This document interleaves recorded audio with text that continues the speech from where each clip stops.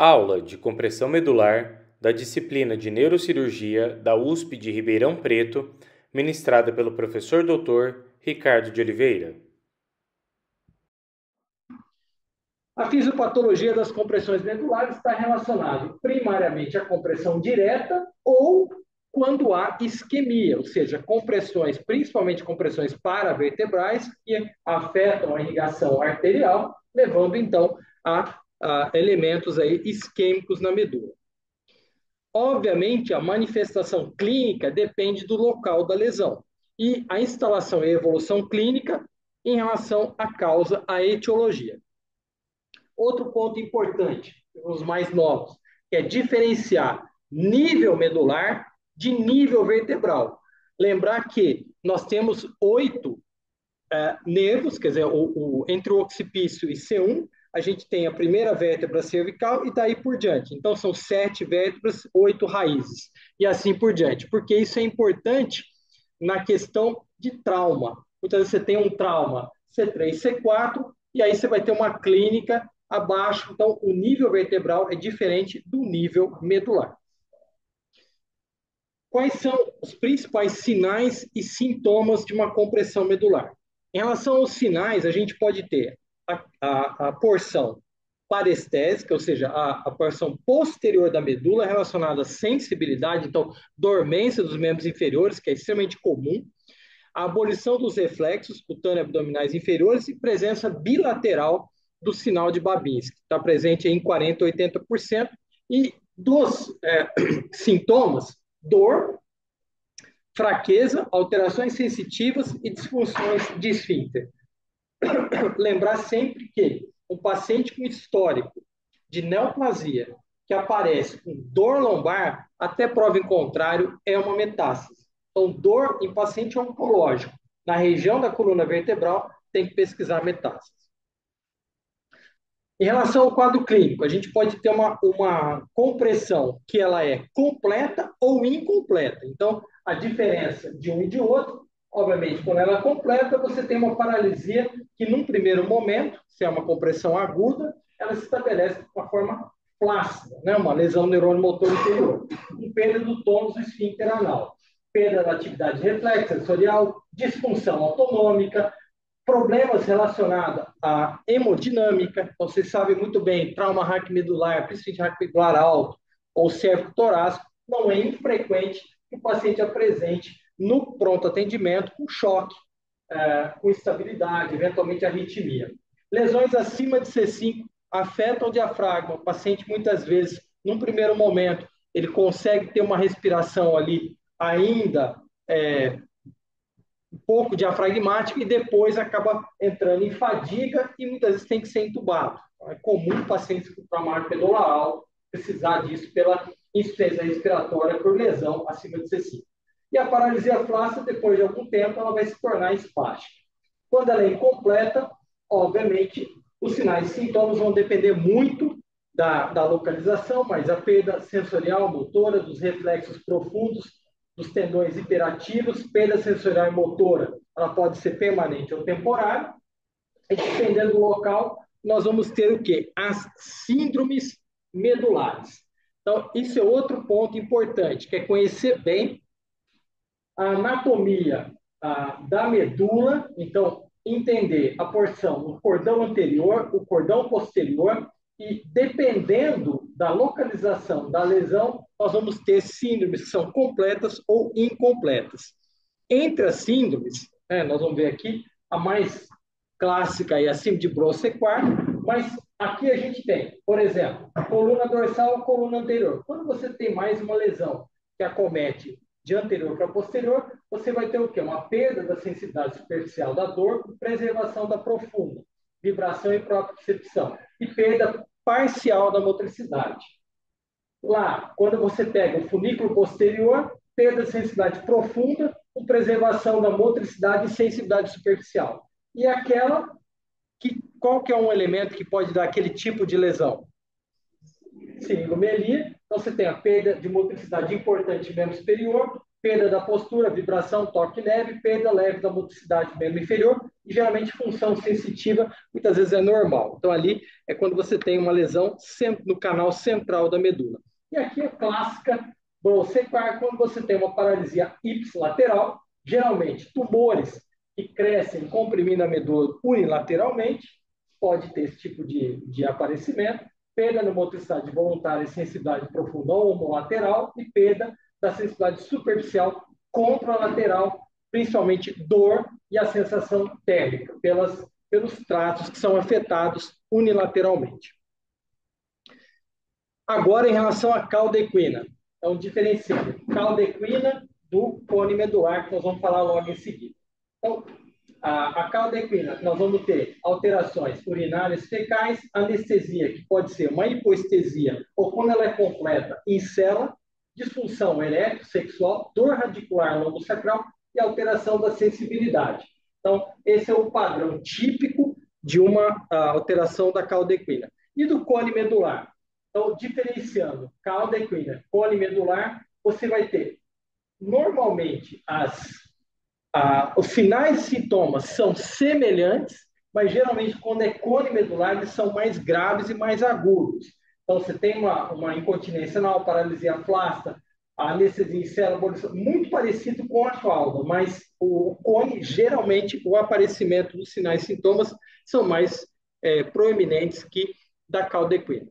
Lembrar, obviamente, sempre, o exame neurológico faz parte de toda suspeita de uma compressão medular de caldequina, isso não precisa falar para vocês, mas lembrar sempre de pesquisar também de possíveis desautonomias, né? Em relação ao diagnóstico complementar, qual é o exame mais importante numa suspeita de compressão medular? Vocês estão vendo ali, a ressonância magnética é o exame de escolha hoje em dia. Uma ressonância ela permite não só a gente identificar o nível, mas também ter uma noção do grau de compressão medular e se já existe sinais, por exemplo, como vocês estão vendo ali, de malácia, ou seja, de isquemia, de lesão neurológica, e que isso vai ter uma repercussão em relação ao prognóstico do paciente.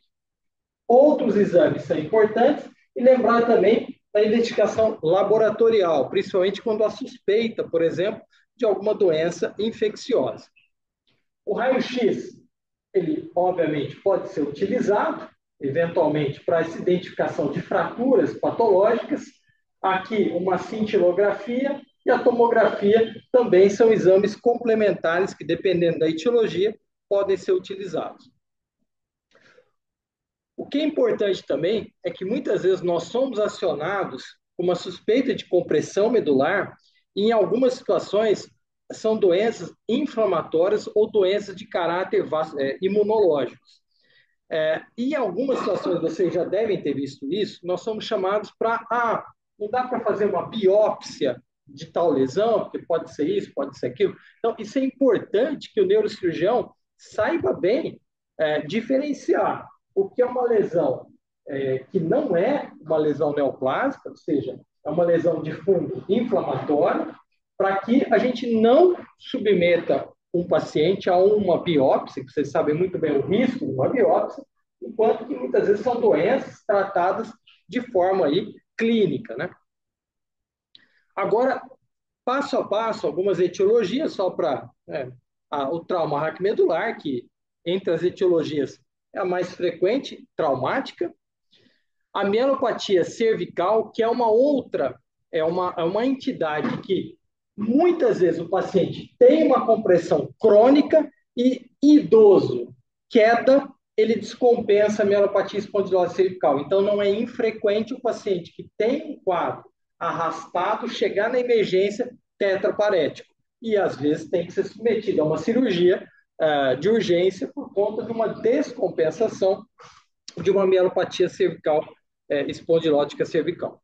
A caldequina, uma das principais etiologias são as hérnias extrusas. Então, mesma coisa, o paciente que às vezes vai fazer um esforço físico, tem lá uma dor lombar, mas após o esforço físico, ele desenvolve uma síndrome de caldequina. Uma das principais etiologias é como vocês estão vendo ali na ressonância, a extrusão ou a ruptura do disco com a compressão direta da cauda equina. Etiologias vasculares. Então, entre as vasculares, nós temos as malformações arteriovenosas, os cavernomas que podem ocorrer na medula, nós temos associações, né, hemangiomas com malformações, fístulas arteriovenosas, fístulas piais, que são entidades vasculares que podem cursar com compressões crônicas ou, eventualmente, quando tem hemorragia, hematoma, agudo. Esse é uma situação também que vocês têm que tomar, às vezes, cuidado. Pacientes que estão crônicos, imunossuprimidos, fazendo uso de anticoagulação, eles podem, às vezes, desenvolver um quadro agudo. Então, lembrar sempre que pode ser um hematoma espontâneo, secundário, por exemplo, a uma utilização aí de anticoagulação e assim por diante. Então, e às vezes são indicações de descompressão aguda desses hematomas. Aqui as causas inflamatórias e infecciosas, entre elas a tuberculose, que para o nosso meio, ela não é aqui nessa cidade, não é algo assim que a gente vê com certa frequência, mas eventualmente existem pacientes que têm lesões, principalmente pacientes de morador de rua, pacientes que fazem uso de droga e assim por diante. Como curiosidade, não sei se vocês sabem, mas aquilo ali é um abscesso epidural, mas hoje, uma das principais causas de compressão nos Estados Unidos são abscessos epidurais em pacientes com uso de opioide, de uso de heroína, opioide e tal. Inclusive, como curiosidade aí, quando eu estava preparando essa aula, eu lembrei disso porque o Caio foi um colega nosso, trabalhou aqui, né, os mais antigos conhecem mesmo, mais novos não, o Caio está hoje na Filadélfia. E, normalmente, eles têm um caso por semana de abscesso em paciente imunossuprimido por droga. Tá? Então, assim, é algo que a gente não vê, é extremamente raro que a gente tenha um abscesso, por exemplo, epidural espontâneo. A gente tem, na verdade, abscessos pós-operatórios, pode acontecer, mas espontâneo é muito raro, não é em paciente diabético, imunossuprimido, paciente... Mas nos Estados Unidos é digamos assim, uma epidemia, o uso de droga, de opioide e o abscesso. Bom, agora, em relação aos tumores. Os tumores primários da medula, eles são relativamente raros. Eles correspondem só a 3% dos tumores do sistema nervoso central em adultos. Eles podem surgir da própria medula ou outras estruturas adjacentes. E eles são divididos em primários e secundários, como nós vamos ver aqui. Quem quiser responder. Nós temos, então, os tumores. Vocês estão conseguindo aí? Deu certo? Deu certo. Esse foi um teste que a gente está fazendo aí, eu e o Matheus. Vamos ver se mais vezes a gente usar essa ferramenta. Então, os tumores extradurais são muito mais frequentes, entre eles, obviamente, os tumores metastáticos, os tumores paravertebrais, e os intradurais, os extramedulares e os intramedulares. Em relação aos extradurais, então nós temos tumores que são benignos e tumores que são malignos. Entre os tumores benignos, a gente tem uma lista de lesões que podem dar compressões medulares, entre elas, que são comuns: cisto osteoneurismático, eventualmente cordoma, osteocondroma, cistos, como eu vou mostrar para vocês um caso, são lesões benignas extradurais. Mas, de longe, os tumores malignos, metástases, são bem mais frequentes, que ocorrem como tumores extradurais. Aqui é um caso, um adolescente, 14 anos, que deu entrada com uma paraparesia. E na evolução, na investigação, a gente viu esses cistos comprimindo a medula torácica. E na cirurgia, depois de dissecado esses cistos, havia, então, uma comunicação do cisto com o espaço intradural. Então, um cisto extradural com aquela aquele pedículo que faziam como se fosse um sistema de válvula e foi formando essas lobulações aí, um cisto aracnoide extradural. Aí depois ali o pós-operatório. Esse é um outro caso, ou também um adolescente de 15 anos, com cervicalgia, piora noturna, sintomas neurológicos compressivos, raiz. E essa lesão, uma destruição óssea muito importante, uma instabilidade cervical, vocês estão vendo aqui uma descrição bem importante aqui de pedículo, de corpo. Esse paciente apresentava o quê? Um cisto ósseo aneurismático, que é uma doença histologicamente benigna, mas localmente muito agressiva, principalmente quando afeta a coluna, porque as células elas infiltram o osso e é muito difícil a gente conseguir uma ressecção total a ponto de ser curativa. Então, são pacientes que você opera, resolve e depois podem ter recidivas por conta da infiltração que existe dessas lesões. É muito semelhante, quem já viu a aula do Borba falar de Cordoba, do Hasse, é muito semelhante a isso aí, ou seja, essa questão como se fosse uma colmeia, né? Ou seja, as células vão entrando ali, é difícil a gente conseguir uma ressecção. Aqui é um achado interessante na ressonância, né? Um nível líquido, né? Que a gente pode observar nesses cistos ósseos aneurismáticos. Em relação à metástase, então, esse é um dogma, né, lembrar sempre, paciente oncológico, dor lombar, dor na região coluna vertebral, metástase é prova em contrário. E assim, entre as metástases, a incidência das metástases, né, de 15% são metástases de câncer de mama em mulher, próstata em homem, são os mais comuns, e pulmão, que geralmente homem também é mais comum a metástase relacionada a câncer de pulmão, mas próstata e mama são os mais frequentes aí.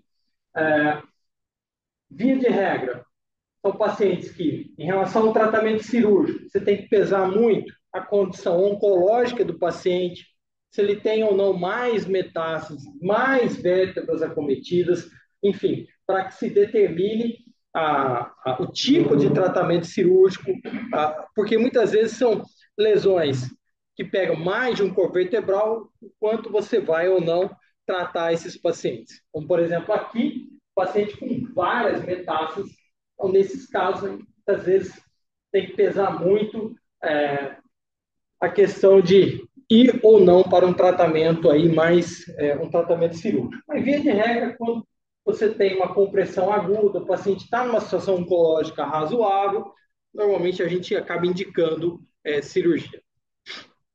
Então, quais são as indicações de metástase? Geralmente, quando você não tem diagnóstico, o paciente aparece com uma compressão aguda e a suspeita é de uma lesão metastática. Quando a lesão é radioresistente, então, realmente o oncologista conversa com a gente para ver se é possível uma remoção, uma descompressão medular, porque a resposta à radioterapia não é tão boa. Quando tem fratura patológica com instabilidade, a tentativa de preservação da função neurológica, deterioração neurológica durante a radioterapia, às vezes são pacientes que não vêm para a gente no início, começam o tratamento com o oncologista, faz a rádio acaba descompensando o quadro clínico e às vezes o paciente chega para a gente nessa situação. Controlar a dor e, obviamente, tentar dar um pouco de sobrevida para esses pacientes. Aqui alguns exemplos de doenças benignas intradurais e extramedulares. O meningioma e o chivanoma são, de longe, os mais frequentes. Aquela ilustração do Netter, são muito bonitas, né? Então, o meningioma e o chivanoma, tecnicamente, são cirurgias bem diferentes. Normalmente, o chivanoma, ele ocorre numa raiz sensitiva, então, na maioria das vezes, você pode seccionar essa raiz e dar origem ao tumor, e ele é geralmente muito fácil a dissecção da lesão em relação ao tecido neurológico. Já o meningioma, em algumas situações, a gente tem que pesquisar se tem calcificação, porque às vezes tem meningioma que é calcificado, não é fácil, às vezes, a remoção cirúrgica, e a área de implantação da lesão. Às vezes o meningioma ele pode ser lateral, ele pode ser anterior, e aí você tem que pesar bem quanto você vai remover da dura mater, a questão da reconstrução dural, se sim ou se não. Na maioria das vezes é difícil a reconstrução da dura, dependendo da localização, e às vezes isso é um fator aí que pode ser um complicador no pós-operatório. Aqui é uma paciente idosa, 71 anos, com uma lesão comprimindo aí a região torácica, era um meningioma, então vocês estão vendo ali. Outra coisa importante, às vezes o posicionamento, a forma como você aborda essa lesão, então, vocês estão vendo uma lesão do lado direito, comprimindo a medula. Então, assim, se você tem uma paciente, por exemplo, uma lesão como essa, região cervical, às vezes a gente deixa o paciente em posição, sem pensar aqui em artrodese, tá? Só a lesão propriamente dita. Deixa o quê? A medula para cima, lesão para baixo, para você não mexer o mínimo possível em tecido medular. Aqui é uma coluna torácica, então você vai, aos poucos, esvaziando a lesão, sem lembrar que essa medula está sob efeito compressivo, isquêmico, crônico. Então, sem mexer muito no tecido medular, que já está isquêmico. Neurinoma clássico, tá? Ou seja, aquela imagem é bastante clássica, que é o halteres, né? O neurinoma saindo com a porção intradural, intradural, extradural, com esse aspecto típico. Lembrar bem, nesse caso, por exemplo, o neurinoma região cervical, lembrar bem da vertebral, ou seja, que você tem que dissecar, lembrar bem que a artéria vertebral pode ser aqui, e que às vezes você tem que fazer cirurgia em 2 tempos. Você faz a cirurgia no primeiro tempo, por uma via anterior, depois você faz a cirurgia no segundo tempo, por uma via lateral, anterolateral. Né? Não é simples, às vezes, você tentar remover uma lesão, vocês estão vendo que o componente maior, ele é totalmente extraforâneo. E aqui, intraforâneo, é o componente menor. O meningioma, eu falei para vocês, 0 toque na medula, então tentar ir desvascularizando o meningioma, achar a área de implantação desse meningioma e aos poucos vai soltando. Em algumas situações, o meningioma ele é sólido, bem firme, mas você consegue uma certa mobilização. Às vezes tem alguma outra raiz por cima, passando, você consegue também dissecar essa raiz até a remoção total da lesão. Aqui, um caso do Vinícius, um caso interessante, que aquele outro que eu mostrei para vocês é um cisto extradural. Esse é um cisto intradural, um cisto aracnoide intradural. Então, a mesma situação, paciente com paraparesia progressiva, e aí a remoção desse cisto mandou para o lado patológico, o cisto aracnoide e a medula ao final da cirurgia. Essa é uma situação muito rara, mas de vez em quando, como se diz, aparece. É chamado cisto neuroentérico. O cisto neuroentérico ele pode aparecer em todo o neuroeixo, mas principalmente na coluna. E lembrar que ele pode aparecer em qualquer ponto da coluna. Aqui, na porção C2, C3, um cisto neuroentérico, aqui intramedular, torácico, ali um cisto neuroentérico bem evidente. Ele pode aparecer em qualquer local e ele, você sabe, ele é um remanescente embriológico que vem do tubo digestivo. Você pode ter resquícios ali e, mais uma vez, o cisto neuroentérico, normalmente o tratamento é a ressecção completa. Quando você deixa cisto neuroentérico, normalmente ele é recidiva. Bom, em relação aos tumores intradurais e intramedulares, primeiro, os 2 grandes grupos, os astrocitomas, são responsáveis por 6 a 8% dos tumores intramedulares, dos tumores da medula espinhal, desculpa. Ele tem um aumento, ele é maior em pacientes com neurofibromatose. De longe, a astrostomia e ependimoma são os mais comuns. A ependimoma em adulto, a astrostomia em criança, e a base do tratamento para ambos é a ressecção cirúrgica. Obviamente, a tentativa de preservar a função neurológica, que muitas vezes é complicado, como por exemplo, vocês estão vendo aquele caso lá, uma lesão extensa, um componente sólido, componente cístico, intramedular, alargando todo o tecido. Então, nem sempre isso é uma cirurgia é bem complicado. A técnica cirúrgica, esse é um slide interessante, é um artigo publicado já há muitos anos pelo Fred Epstein. Então, você tem a lesão intramedular e qual é a tática cirúrgica? Geralmente, a gente faz uma mielotomia mediana, tá? Evitar o máximo o uso de coagulação. Então, você tenta evitar ao máximo coagulação. Eventualmente, coagular uma outra veia que seja mais aparente. Quando você tem um cisto, você vai no cisto, porque o cisto vai te dar o elemento que você precisa para poder fazer a ressecção da massa. Quando você não tem cisto, você vai aonde a lesão é mais superficial. Em algumas situações, ela é totalmente intramedular, e aí você tem que fazer uma mielotomia, como, por exemplo, operar uma lesão no tronco cerebral, quando você não tem essa lesão aflorando no tronco. O ependimoma cervical, enorme, grande, comprometendo toda a medula. O ependimoma, às vezes, ele é mais, tecnicamente, mais fácil de você ressecar do que o astrocitoma. Geralmente, o ependimoma tem um plano melhor do que o astrocitoma. Cistos são comuns, como vocês estão vendo aqui, são cistos proximal e distal, que ajudam bastante a cirurgia. Mais uma vez, nem preciso falar, mas todas as cirurgias hoje nós fazemos com monitorização neurofisiológica. A perda do potencial, principalmente da onda D, ela é importante porque isso pode significar realmente uma piora neurológica, uma piora motora dos pacientes. Mas muitas vezes tem que tomar cuidado porque durante a ressecção você pode ter alterações. Às vezes o neurofisiologista fica muito apavorado, para a cirurgia, lava, espera um pouco, volta de novo e assim por diante. Entendeu? Isso é algo muito comum. Pilocídio. Pilocídio, quando você tem essa extensão do bulbo, é uma cirurgia bem mais complicada, né? Porque aqui você está envolvendo a estrutura da transição crânio-cervical e mais a medula. Então, esse é um paciente que tem alto risco de fazer o quê? Instabilidade pós-operatória. Então, hoje, a gente já sabe bem isso.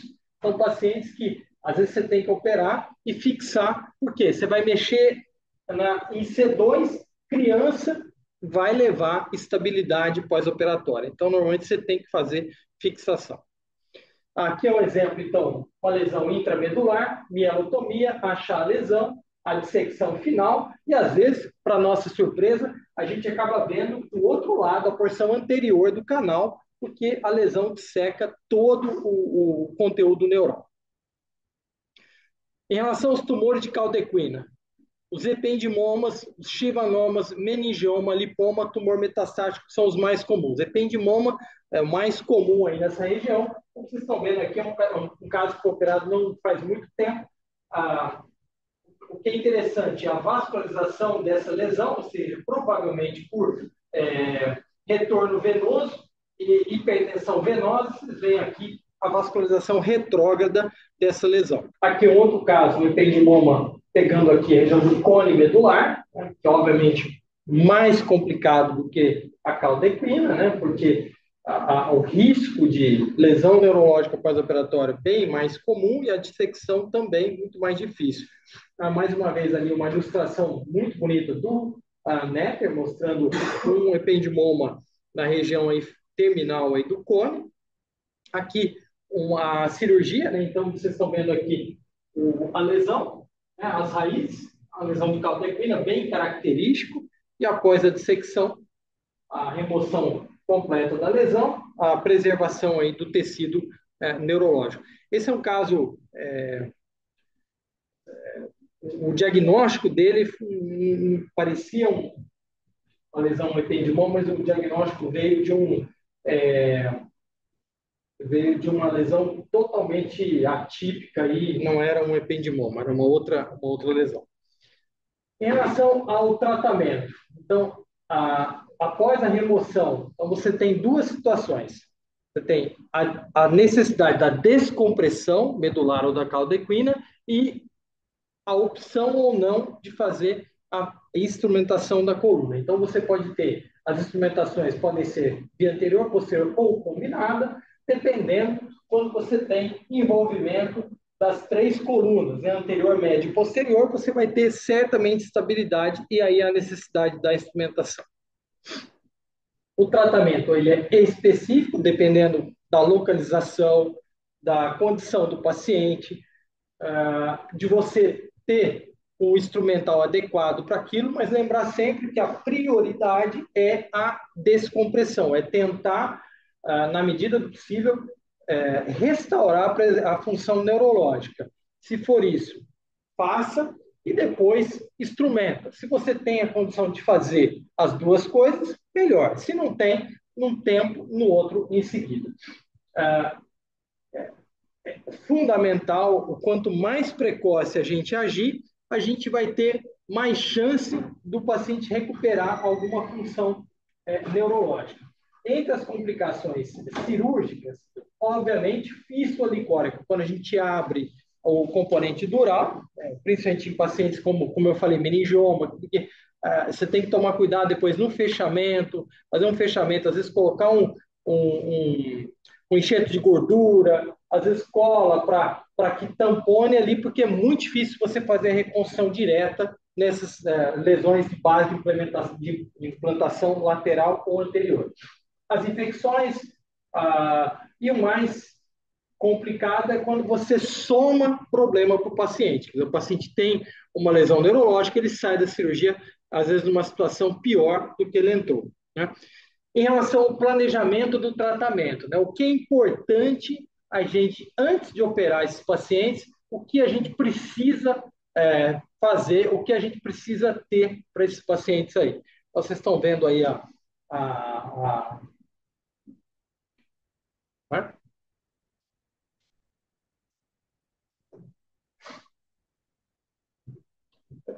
Ou seja, sempre o máximo possível de informação radiológica. Ou saber se a coluna vertebral, a instabilidade, tem estabilidade ou não tem, se tem envolvimento ou não dos componentes pedículo, corpo e assim por diante. Tem mais de uma lesão. Então, neuroimagem, ressonância, tomografia, fundamentais para esse tipo de paciente. Conhecer o instrumental. Então, dependendo do local onde vocês estão, saber que se tem instrumental adequado. Lembrar que esses pacientes às vezes chegam final de semana, à noite, então, você precisa conhecer o local para ver se você tem a condição apropriada. Aspirador ultrassônico, se você vai fazer uma lesão, principalmente lesão intramedular, isso é um instrumento essencial, que é o aspirador ultrassônico. Normalmente, usar ele baixa potência, pouca aspiração, deixar ele fazer o trabalho dele sem manipular o tecido normal. A monitorização neurofisiológica, que ela, obviamente, ela é importante e ela também tem a questão respaldo médico legal para a gente. E lembrar sempre que são pacientes que precisam depois de reabilitação, oncologia e de uma equipe multidisciplinar. O prognóstico. A situação pior é quando o paciente tem uma situação neurológica que ela piora após o tratamento que a gente propõe para ele. Então, isso é uma coisa que tem sempre ter em mente. Depende do local e da etiologia, do tempo da compressão e, obviamente, o tratamento cirúrgico é o ponto principal aí nas compressões medulares. Via de regra, é muito mais eficiente você fazer uma descompressão do que, por exemplo, radioterapia, a não ser que o paciente esteja numa situação oncológica muito ruim que você não consiga fazer, por exemplo, um tratamento cirúrgico. E é isso. Bom, a gente precisa tentar fazer o diagnóstico mais precoce possível. Infelizmente, às vezes não somos nós que fazemos esse diagnóstico. Quantas vezes vocês já não receberam chamadas da neurologia, um paciente há uma semana ou mais, dentro do hospital, com uma paraparesia progressiva que vai fazer uma ressonância 5, 6 dias depois? Então, assim, isso às vezes é muito comum isso acontecer, né? E, obviamente, quanto mais precoce a gente consegue, melhor o paciente tem aí no pós-operatório, né? Bom, então é isso, gente. É uma aula não muito complexa aí para o nível de vocês, mas dá um apanhado geral aí para relembrar algumas coisas em relação à compressão medular.